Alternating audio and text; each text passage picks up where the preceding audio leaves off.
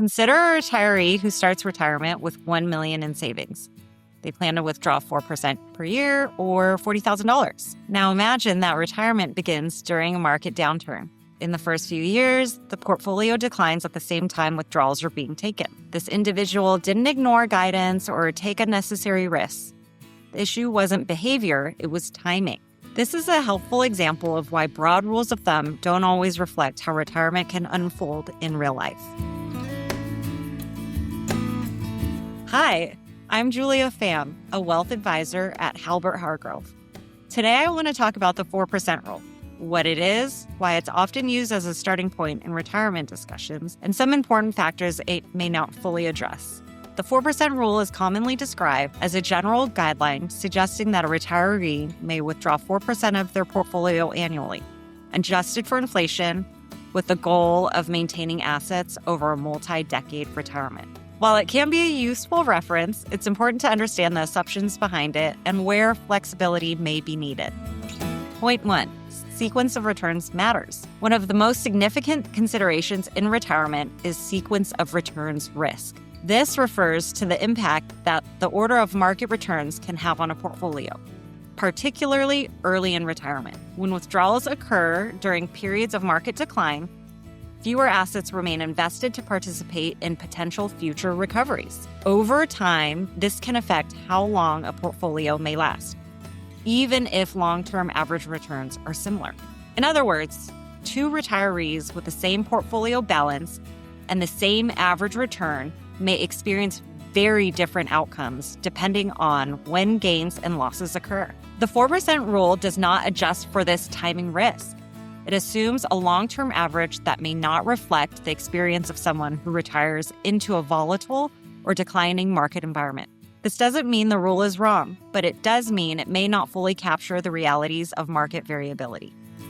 Point 2. Spending is not smooth in real life. Many retirement projections assume that spending follows a steady, predictable pattern.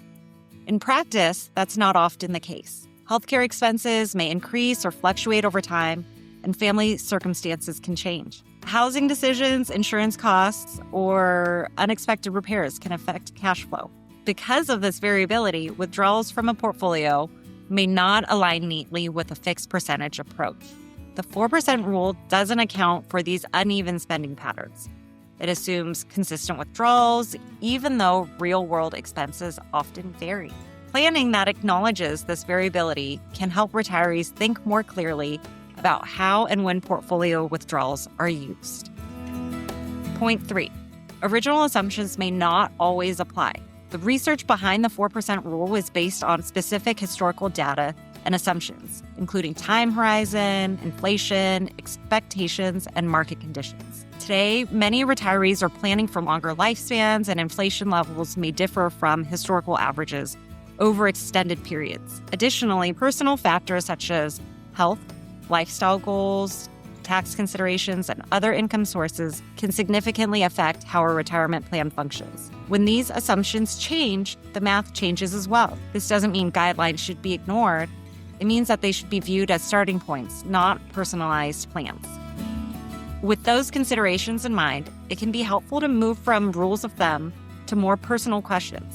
Here are the 3 questions individuals may want to consider when thinking about retirement income planning. First, how flexible is my spending if markets underperform early in retirement? Understanding which expenses are essential and which are discretionary can help create options during periods of market stress. Second, what income sources can cover my core expenses without relying entirely on my investment portfolio? Sources such as Social Security, pensions, or other reliable income streams may help reduce the need for portfolio withdrawals during volatile periods. Third, am I planning around a general guideline, or am I planning for my specific retirement timeline, needs, and longevity? Personal planning can help align financial strategies with individual circumstances rather than averages. When viewed this way, the 4% rule becomes less of a prescription and more of a reference point. The main takeaway is this: the 4% rule can be a useful starting point, but retirement planning often benefits from flexibility, guardrails, and ongoing evaluation. Markets change. Spending needs change. Life changes. A thoughtful retirement plan considers these variables rather than relying on a single fixed rule. If you'd like help thinking through how these concepts apply to your own situation, you can contact Halbert Hargrove to discuss retirement income planning and long-term considerations. I'm Julia Pham, and thank you for listening.